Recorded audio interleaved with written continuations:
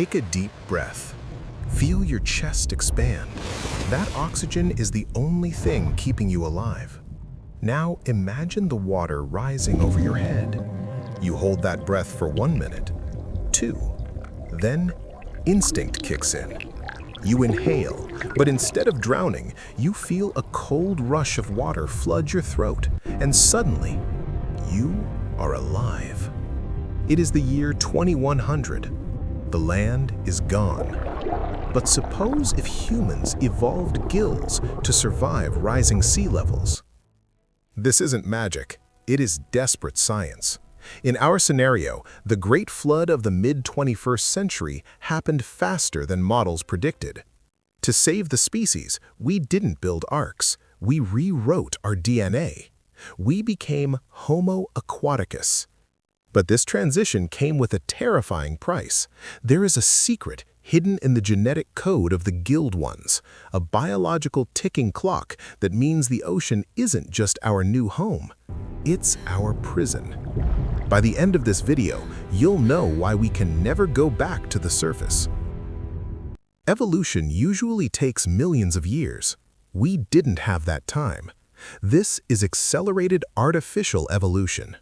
Using CRISPR-Cas9, scientists spliced human embryonic genomes with the DNA of the axolotl and the bull shark.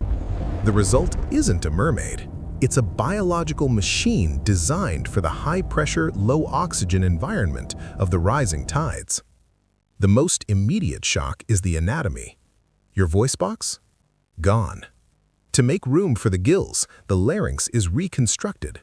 You can no longer speak in words. You speak in clicks and low-frequency hums that travel through water. The Adam's apple becomes a filtration intake. The elegance of the human neck is replaced by a ribbed, muscular pump that never stops moving. But how do you see? Salt water stings. In this reality, humans develop a nictitating membrane, a third transparent eyelid that protects the cornea. Our pupils expand to cover the entire eye, allowing us to see in the murky twilight of the submerged cities. The world is no longer colorful. It is a spectrum of deep blues and greens. Red is a color you will never see again. The transition wasn't smooth. It was a class war. The genetic modification was expensive. The rich became amphibious. The poor were left on the shrinking islands. We watch as the drylanders cling to the tops of skyscrapers in New York and London, while the gilled swim comfortably through the flooded avenues below. The surface is chaos. The deep is calm. You can't stay in water forever with human skin. You'd rot. Homo aquaticus secretes a thick, lipid-based mucus layer similar to a dolphin. Our fingers and toes web not with skin, but with dense, fibrous cartilage. We lose our body hair. We become streamlined. We are cold, clammy, and perfectly adapted.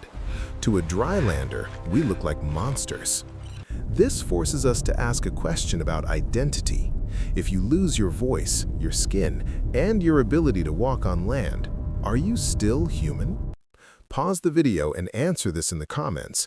If the floods were coming, would you take the genetic edit to live underwater or refuse it and face your chances on the shrinking land? Evolve or die? Let me know below. By 2150, the global economy has inverted.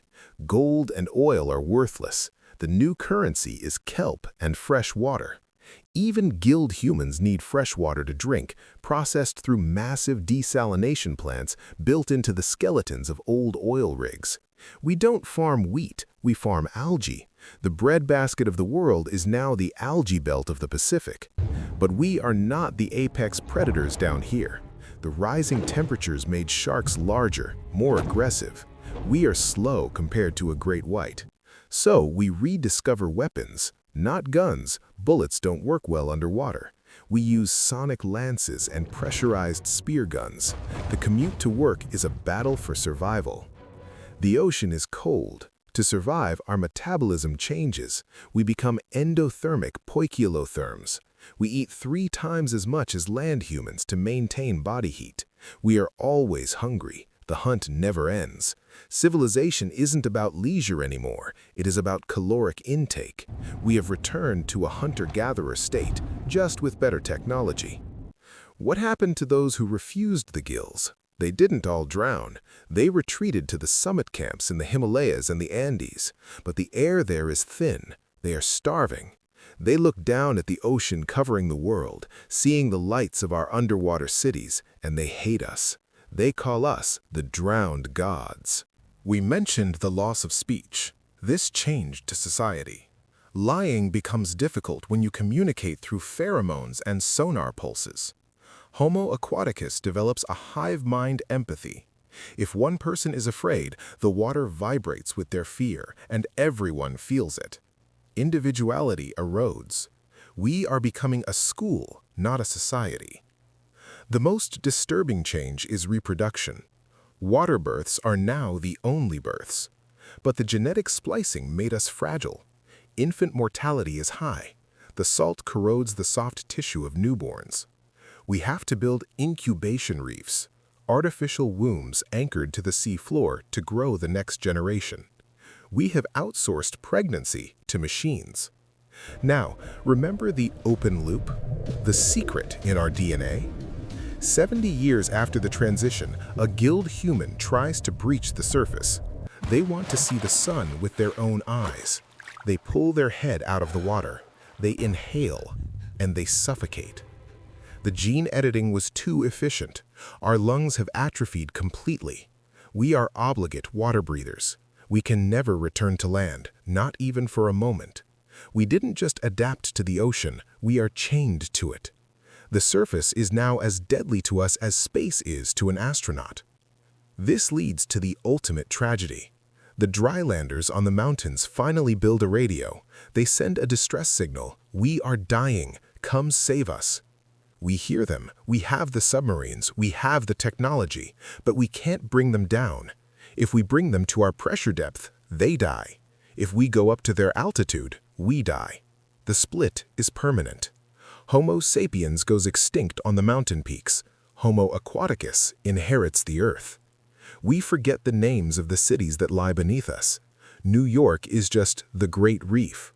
Paris is the Iron Forest. We stop looking up. And evolution doesn't stop. Give it another 1,000 years, our legs will fuse, our eyes will grow. We will lose the memory of ever walking on 2 feet. The ocean will wash away the last traces of the primate that tried to play God. We survived the rising tides, but we drowned our humanity in the process. We gained the world, but we lost ourselves. The water is rising, the clock is ticking. If this reality fascinates you, hit the subscribe button to join our journey. Like this video if you want more, and tell us in the comments, would you survive in this world?